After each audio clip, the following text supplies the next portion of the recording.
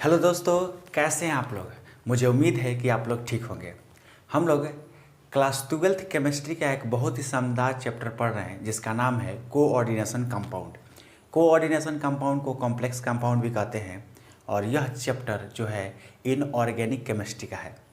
हम लोग बहुत सारे लेक्चर लगभग 7-8 लेक्चर पीछे पढ़ चुके हैं और ये आज का लेक्चर जो है ये 8वां या 9वां लेक्चर है। ठीक है, मुझे कंफर्म याद नहीं है, फिर भी हम लोग 7 वीडियो से कोऑर्डिनेशन कंपाउंड में बहुत सारी चीज़ों को समझे हैं और बहुत अच्छे चीज़ों को पढ़े हैं जिससे बोर्ड में आने की संभावना बहुत ज़्यादा होती है। तो यदि आप लोग पिछला वीडियो नहीं देखे हैं तो जाकर एक बार ज़रूर चेकआउट करें, उसके बाद इस वीडियो को देखें।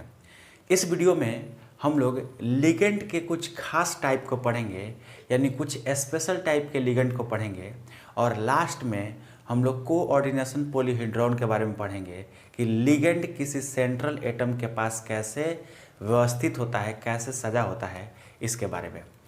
तो आइए हम लोग इसे स्टार्ट करते हैं। इससे स्टार्ट करने से पहले यदि आप इस चैनल को सब्सक्राइब नहीं किए हैं तो प्लीज़ इसे कर लें ताकि आपको आने वाली वीडियो का नोटिफिकेशन मिले, ठीक है, और आप आसानी से पढ़ सकें। आइए स्टार्ट करते हैं। आज का जो टॉपिक है वो है एम्बेडेड लिगेंड। यह एक स्पेशल लिगेंड है। कौन सा लिगेंड है जी? ये स्पेशल लिगेंड है और लिगेंड आप लोग पढ़ चुके होंगे, ठीक है। देखिए ये कौन सा लिगेंड है समझाते हैं। अगर इसके डिफिनेशन की बात करें तो डिफिनेशन पहले देख लेते हैं। वैसा मोनोडेंटेट लिगेंड, मोनोडेंटेट मतलब जिसमें डोनर एटम की संख्या 1 हो, तो वैसा मोनोडेंटेट लिगेंड जिसमें एक से अधिक कोऑर्डिनेटिंग एटम, यहाँ पे ध्यान दीजिएगा, कोऑर्डिनेटिंग एटम। कोऑर्डिनेटिंग एटम का मतलब होता है जो सेंट्रल एटम को लोन पेयर दे और उससे कोऑर्डिनेट बॉन्ड बनाए, तो उसे कोऑर्डिनेटिंग एटम कहते हैं। जो सेंट्रल एटम को लोन पेयर देता है और सेंट्रल एटम से बॉन्ड बनाता है। कौन सा बॉन्ड? Coordinating bond. उसी एटम को बोलते हैं कोऑर्डिनेटिंग एटम होते हैं, उससे एम्बीडेंटेट लिगेंड कहा जाता है। आइए समझाते हैं। देखिए एम्बीडेंटेट लिगेंड जो होता है वो एक प्रकार का मोनोडेंटेट ही होता है। मोनोडेंटेट लिगेंड ही होता है। ये सबसे पहली बात है, एक मोनोडेंटेट लिगेंड ही होता है। और ये वैसे मोनोडेंटेट लिगेंड होते हैं जिसमें डोनर एटम जो होते हैं वो 2 होते हैं, 2 हो सकते हैं, लेकिन उसमें से एक काम करेगा तो एक नहीं करेगा और एक काम करेगा तो दूसरा नहीं करेगा, ठीक है। जैसे आइए बताते हैं। अगर हम एग्जाम्पल में लें तो NO2 माइनस की बात करें, ये एक नाइट्रो लिगेंड है, आप जानते हैं। इसका अगर हम स्ट्रक्चर बनाएं तो इसका स्ट्रक्चर होता है N डबल बॉन्ड O और कोऑर्डिनेट बॉन्ड O, ठीक है। N के पास लोन पेयर होता है। देखिए इसमें एक स्ट्रक्चर ये हो सकता है या एक स्ट्रक्चर इसका ये भी हो सकता है N double bond O single bond O, इस पर 2 गो लोन पेयर, ठीक है। 2 इसके स्ट्रक्चर हो सकते हैं। अब देखिए ये इसमें भी डोनर एटम 1 है और यहाँ पे भी आपको डोनर एटम 1 ही दिख रहा है, तो मोनोडेंटेट ही है।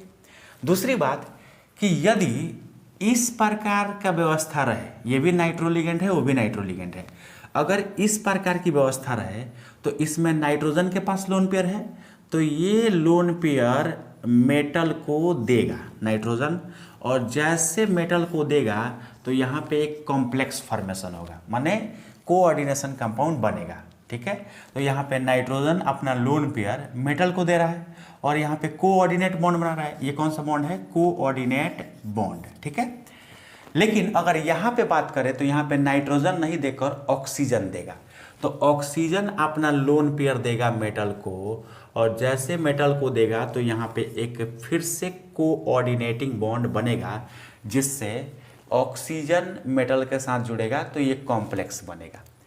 तो एक नाइट्रो लिगेंड 2 प्रकार से कॉम्प्लेक्स बना पा रहा है, एक नाइट्रोजन के कारण और एक ऑक्सीजन के कारण। लेकिन जब नाइट्रोजन के कारण बनेगा तो ऑक्सीजन के कारण नहीं बनेगा, लेकिन अगर ये बनता है तो ये नहीं बनेगा, अगर ये बनता है तो ये नहीं बनेगा, ठीक है। तो ये ऐसे लिगेंड होते हैं, 2 मुहुआ सांप होते हैं, ठीक है। दो मुँहा सांप आप देखें, दो मुँह वाला सांप, एक मुंह से काटेगा तो दूसरा मुंह बंद रहता है, और दूसरा मुंह से काटेगा तो पहला मुंह बंद रहता है। तो ये वैसे मोनोडेंटेड लिगेंड होते हैं जिसमें एक डोनेट करेगा तो दूसरा नहीं करेगा, और दूसरा अगर लोन पेयर मेटल को देता है तो पहला नहीं देगा। ठीक है, तो इस प्रकार के लिगेंड को ही बोलते हैं एम्बीडेंटेड लिगेंड। एक और एग्जाम्पल आप देख सकते हैं, एक और एग्जाम्पल हम लिख सकते हैं यहाँ पे। दूसरा एग्जाम्पल थायोसाइनेट का HCN। ठीक है, ये थायोसाइनेट है। इस थायोसाइनेट में अगर एस लोन पेयर देता है मेटल को तो यह एक प्रकार का कॉम्प्लेक्स बनेगा, लेकिन इसी थायोसाइनाइट में अगर ये उल्टा कर दे, अब ये NCN बना दे तो ये हो जाएगा आइसोथायोसाइनेट, आइसोथायोसाइनेट। ठीक है, ये आइसोथायोसाइनेट SCS होगा, S इधर और N इधर। तो अब यहाँ पे N जो होगा मेटल को लोन पेयर देगा। जैसे N मेटल को लोन पेयर देगा तो इस प्रकार का कॉम्प्लेक्स बनेगा, और यहाँ पे S अगर देता है मेटल को लोन पेयर तो इस प्रकार का कॉम्प्लेक्स बनेगा। ये क्या है? ये है थायोसायानेट, थायोसायानेट। ठीक है, तो S देगा तो ये कॉम्प्लेक्स, N देगा तो ये कॉम्प्लेक्स। ये दोनों जो लिगेंड है ये लगभग एक ही प्रकार के हैं, और ये इस टाइप से काम कर रहा है और ये इस टाइप से काम कर रहा है। तो ऐसे लिगेंड जो उसमें डोनर एटम जो होते हैं या कोऑर्डिनेटिंग एटम वो एक से अधिक प्रकार के होते हैं, लेकिन एक देगा तो दूसरा नहीं देगा, दूसरा देगा तो पहला नहीं देगा। तो ऐसे लिगेंड को हम एम्बीडेंटेड लिगेंड कहते हैं। ठीक है, तो इसे आप जल्दी से नोट कर लीजिए। हम नेक्स्ट लिगेंड के बारे में चर्चा करेंगे।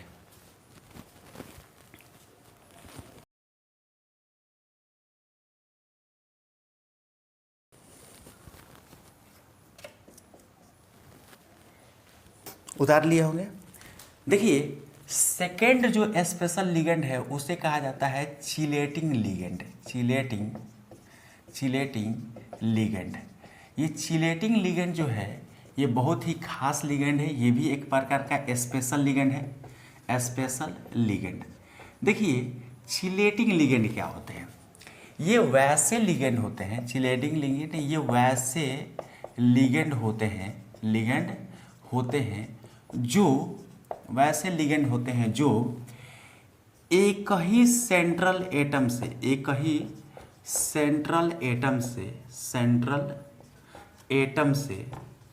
जुड़कर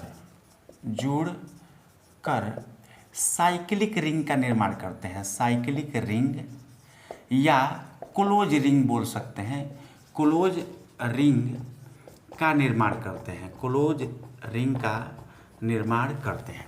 ठीक है, तो ये चिलेटिंग लिगेंड वैसे लिगेंड होते हैं जो एक सेंट्रल एटम से जुड़कर किसी भी, जैसे कॉपर हो गया, जिंक हो गया, उससे जुड़कर और एक साइक्लिक रिंग का निर्माण करते हैं। जैसे हम आपको बता दें एग्जाम्पल में EN एक लिगेंड है और इसका फुल फॉर्म होता है इथेन 1,2 डाईएमीन। यह एक प्रकार का लिगेंड होता है, और ये आप पढ़े होंगे न्यूट्रल लिगेंड होता है। ये जो लिगेंड होता है ये एक सेंट्रल एटम से जुड़कर और चिलेट का निर्माण करता है। जैसे देखिए, कॉपर अगर हम एक सेंट्रल एटम ले लें तो EN का हम स्ट्रक्चर बनाएं तो ऐसे होता है CH2 NH2 और यहाँ पे NH2, ऐसे होता है EN का स्ट्रक्चर। अब यही इस सेंट्रल एटम से जुड़कर एक रिंग फॉर्मेशन करेगा। देखिए कैसे, CH2 यहाँ पे NH और इसके साथ, फिर ऐसे ही इधर NH CH2 और ऐसे। ठीक है, देखिए ये कॉपर से ये EN के 2 यूनिट जुड़कर एक रिंग का निर्माण कर रहा है कि नहीं? तो ऐसे लिगेंड जो इस रिंग का निर्माण करते हैं इसी लिगेंड को बोलते हैं चिलेटिंग लिगेंड। क्या बोलते हैं? चिलेटिंग लिगेंड कहा जाता है, चिलेटिंग लिगेंड कहा जाता है। ठीक है, तो इसमें पहला एग्जाम्पल है EN, इथेन 1,2 डाईएमीन, एक चिलेटिंग लिगेंड है। अच्छा, ये जो कॉम्प्लेक्स बना चिलेटिंग लिगेंड के द्वारा जो ये कॉम्प्लेक्स बड़ा सा आपको दिख रहा है, इस कॉम्प्लेक्स को बोलते हैं चिलेशन। क्या बोलते हैं? चिलेट, सॉरी चिलेशन नहीं, चिलेट बोलते हैं। ठीक है, ये जो लिगेंड इसमें लगा है इस रिंग को बनाने में, इस लिगेंड को बोलते हैं चिलेटिंग लिगेंड। लेकिन जो चिलेटिंग लिगेंड के द्वारा ये कॉम्प्लेक्स बना, इस कॉम्प्लेक्स को बोलते हैं चिलेट। और ये जो बनाने की प्रोसेस है चिलेटिंग लिगेंड के द्वारा, ये चिलेट कॉम्प्लेक्स बनाने का जो प्रोसेस है, इस प्रोसेस को बोलते हैं चिलेशन। ठीक है, तो यहाँ पे लिख देते हैं चिलेटिंग लिगेंड के द्वारा, चिलेटिंग लिगेंड के द्वारा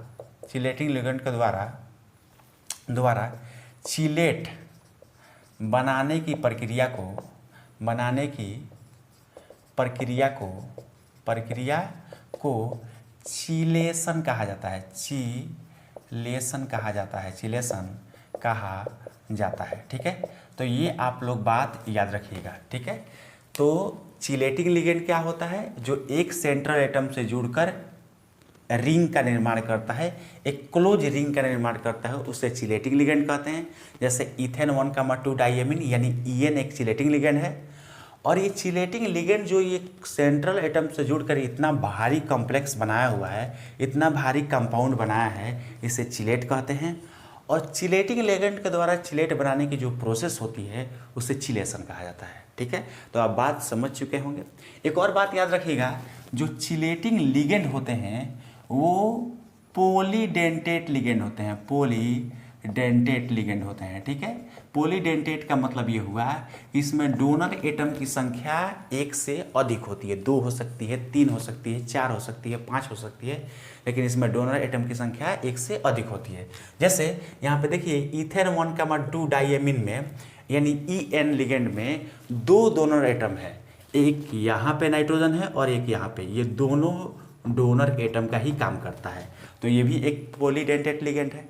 ठीक है, तो चिलेटिंग लिगेंड आप समझ चुके होंगे, इसे नोट कर लें। हम आगे बढ़ते हैं। ठीक है, आप लोग नोट कर लिए होंगे, मिटा दें? बोलिए मिटा दें। चलिए तो मिटाते हैं इसे। नेक्स्ट टॉपिक हम लोग पढ़ने वाले हैं, ये बहुत ही इम्पोर्टेंट है, इससे ही आगे की बहुत सारी जानकारी आपको मिलेगी। ठीक है, इसी से रिलेटेड है वार्नर थ्योरी, इसी से रिलेटेड है वीबीटी थ्योरी।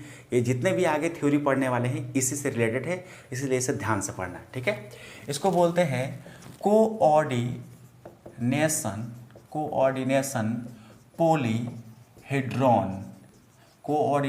पॉलीहेड्रॉन। अगर इसका कोई हिंदी नाम पूछे तो इसे बोल सकते हैं उपसह संयोजक बहुफलक, ये इसका नाम है। अच्छा, ये क्या चीज़ है?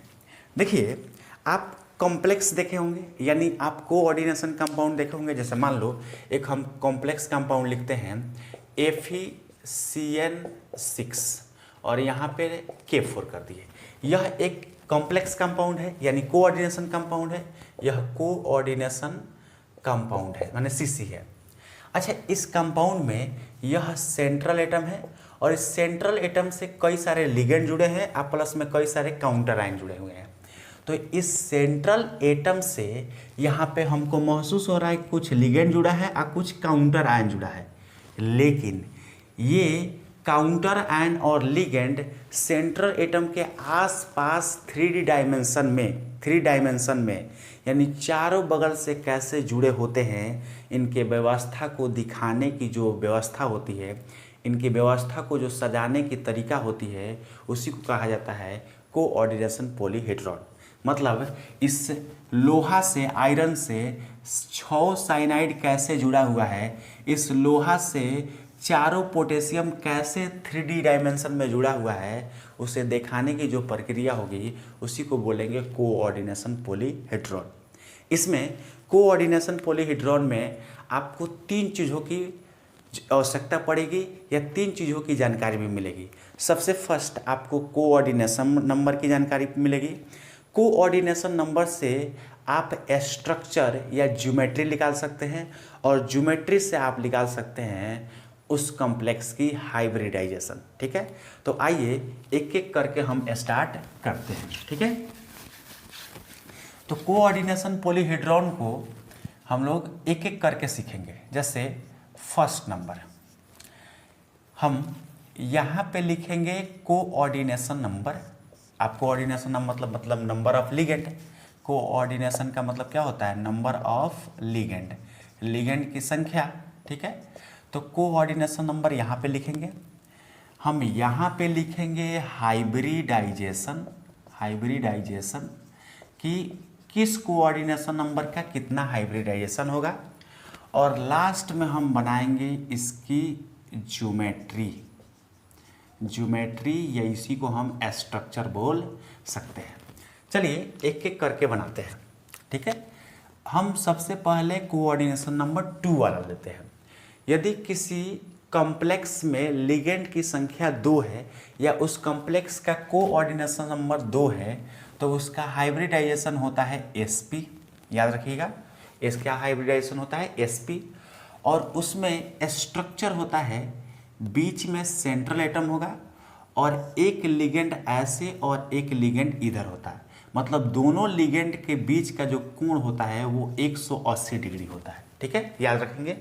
चूंकि कोऑर्डिनेशन नंबर 2 है तो लिगेंड की संख्या भी 2 होगी और सेंट्रल एटम से 2 लिगेंड ऐसे 180 डिग्री पे ऐसे जुड़ा रहेगा। ठीक है, चलिए नेक्स्ट है 3 तो नहीं होता है लेकिन 4। अगर कोऑर्डिनेशन नंबर 4 वाला कॉम्प्लेक्स आता है तो उसमें 2 तरह के हाइब्रिडाइजेशन होंगे। ठीक है, कोऑर्डिनेशन 4 नंबर में 2 तरह के हाइब्रिडाइजेशन होंगे। फर्स्ट होता है sp3 और एक होता है dsp2। कोऑर्डिनेशन नंबर जो 4 आए तो उसके 2 हाइब्रिडाइजेशन होते हैं, एक होता है sp3 और एक होता है dsp2। ठीक है, अच्छा sp3 हो तो इसकी जो ज्योमेट्री होती है वो टेट्राहेड्रल होती है, टेट्राहेड्रल होती है। और यदि dsp2 होता है तो इसकी जो ज्योमेट्री होगी वो स्क्वायर प्लेनर होगी। क्या होगी? Square planar. ठीक है, इसका टेट्राहेड्रल और इसका स्क्वायर प्लेनर। और इसका क्या होता है? लीनियर। लीनियर मतलब सीधा, तो ये लीनियर ही है, सीधा है। चलिए टेट्राहेड्रल कैसे बनेगा? अच्छा, लिगेंड तो 4 है तो सेंट्रल एटम से 4 लिगेंड जुड़ा रहेगा, वो भी टेट्राहेड्रल व्यवस्था में। तो आप लोग केमिकल बॉन्डिंग 11th में पढ़े होंगे तो टेट्राहेड्रल का संरचना आसानी से बना सकते हैं। M है, M मतलब मेटल, इससे ऊपर एक लिगेंड जुड़ा रहता है, उसके बाद ऐसे 3 लिगेंड नीचे ऐसे जुड़े रहते हैं, ऐसे। ठीक है, ऐसे। और इसके बीच का जो एंगल होता है ये 109 डिग्री 28 मिनट का होता है। ये जो व्यवस्था है ये टेट्राहेड्रल की है। ठीक है, कैसे होती है? 3 ऐसे होते हैं लिगेंड, 1 2 3 और एक लिगेंड ऊपर रहता है। ठीक है, और चारों के बीच का जो कोण होता है, चारों लिगेंड में एक दूसरे के जो बीच का कोण होता है, इसके बीच या इसके बीच या इसके बीच या इसके बीच 109 डिग्री 28 मिनट होता है। ठीक है, लेकिन वही हम स्क्वायर प्लेनर का बनाएं तो स्क्वायर प्लेनर में मेटल ये हो गया और इससे भी 4 लिगेंड स्क्वायर के रूप में लगा रहता है, ऐसे ऐसे। ठीक है, ऐसे ये लिगेंड ऐसे हो गया। स्क्वायर प्लेनर में ये आपस में लिगेंड ऐसे रहते हैं। ठीक है, मेटल से 90 डिग्री पर एक दूसरे से लिगेंड रहते हैं, यानी इस लिगेंड के बीच 90, इसके बीच 90, इसके बीच 90, इसके बीच 90। ठीक है, तो स्क्वायर प्लेनर का स्ट्रक्चर ऐसे होता है, टेट्राहेड्रल का स्ट्रक्चर ऐसे होता है। ठीक है, तो आप इसे नोट करें। हम कोऑर्डिनेशन नंबर 6 के लिए बताते हैं और 5 के लिए बताते हैं। ठीक है, जल्दी से नोट करें इसे। कोऑर्डिनेशन नंबर है, अगर कोऑर्डिनेशन नंबर 5 आता है, कोऑर्डिनेशन नंबर 5, तो इसकी जो हाइब्रिडाइजेशन होती है वो भी 2 होती है। इसकी भी 2 हाइब्रिडाइजेशन होती है। एक होता है DSP3, एक होता है DSP3 और एक होता है sp3d।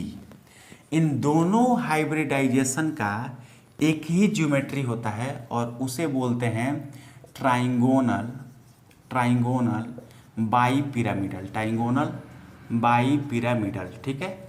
और ट्राइंगोनल बाई पिरामिडल का स्ट्रक्चर कैसे बनता है, ये मेटल हो गया, इधर एक लिगेंड, एक इधर लिगेंड, ठीक है, एक लिगेंड ऐसे, एक लिगेंड ऐसे, और एक ऊपर और एक नीचे, ऐसे ऐसे लिगेंड होते हैं, ठीक है। इनके बीच का एंगल जो होता है 120 डिग्री होता है और इनके बीच होता है 90 डिग्री। हम आपको बता दें कि ये कैसे होते हैं। देखिए, जैसे मान लीजिए कि मेरा जो हाथ है, ये मेरा हाथ, ये मेटल हो गया और इस मेटल से एक लिगेंड ऐसे जुड़ा है, एक लिगेंड ऐसे और एक लिगेंड ऐसे, ठीक है, ऐसे जुड़े हुए हैं। ये जो तीनों लिगेंड है एक दूसरे से 120 के कोण पर हैं। और उसके बाद एक लिगेंड ऐसे ऊपर है 90 डिग्री पर, इनसे 90 डिग्री, मान लीजिए ये ऐसे हो गया तो इनसे ये 90 ये होगा, तो एक लिगेंड ऊपर और एक लिगेंड नीचे, ये तो है ही, एक लिगेंड ऊपर और एक लिगेंड नीचे, ऐसे होता है, ठीक है। इसे बोलते हैं इक्वेटोरियल और इसे बोलते हैं एक्सियल, ठीक है। तो इस तरह से बनता है कोऑर्डिनेशन नंबर 5 का लिगेंड, ये सेंट्रल एटम और ये सब लिगेंड, L4 लिगेंड। इसे उतारिए। अब हम लोग चलेंगे कोऑर्डिनेशन नंबर 6 के लिए। कोऑर्डिनेशन नंबर 6 के लिए भी दो हाइब्रिडाइजेशन होते हैं। एक होता है D2sp3 और एक होता है sp3d2, ठीक है। इन दोनों के लिए एक ही ज्योमेट्री होती है, वो होती है ऑक्टाहेड्रल। और ऑक्टाहेड्रल की संरचना कैसे बनता है ये देख लीजिए। यहाँ पे मेटल हो गया, ठीक है, इधर एक लिगेंड, एक इस साइड में लिगेंड, एक इस साइड में लिगेंड, एक इस साइड में लिगेंड, एक ऊपर लिगेंड, एक नीचे लिगेंड, ठीक है। ऐसी इसकी संरचना होती है ऑक्टाहेड्रल की। बीच में मेटल और चारों बगल से लिगेंड होता है। कैसे दिखाते हैं आपको, देखिए। जैसे मान लो कि ये दो लिगेंड, ये मेरा मुट्ठी जो है ये मेटल हो गया और इससे एक ऐसे लिगेंड है, एक इधर, एक इधर, एक इधर और एक इस साइड में, ठीक है, ऐसे, और एक ऊपर एक नीचे, ऐसे लिगेंड है, ठीक है। तो ये आप देख लीजिए, ये ऑक्टाहेड्रल की संरचना है। तो हम लोग देखें कि कैसे कोऑर्डिनेशन पॉलीहेड्रॉन को दर्शाया जाता है। मतलब अलग अलग कॉम्प्लेक्स में अलग अलग कोऑर्डिनेशन नंबर के लिए मेटल से, मतलब सेंट्रल एटम जो होते हैं, मेटल सेंट्रल एटम होता है, मेटल से लिगेंड कैसे आसपास जुड़े रहेंगे, उनको कैसे दर्शाया जाता है, ये हम लोग देखें। आज के लिए इतना ही, मिलते हैं नेक्स्ट वीडियो में। और नेक्स्ट वीडियो में हम लोग पढ़ेंगे वार्नर थ्योरी क्या होता है, बहुत ही इंपॉर्टेंट है बोर्ड के लिए भी और कंपटीशन के लिए भी। और साथ ही साथ हम पढ़ेंगे कि वैलेंस बॉन्ड थ्योरी क्या होता है, VBT, ठीक है। तो मिलते हैं नेक्स्ट वीडियो में।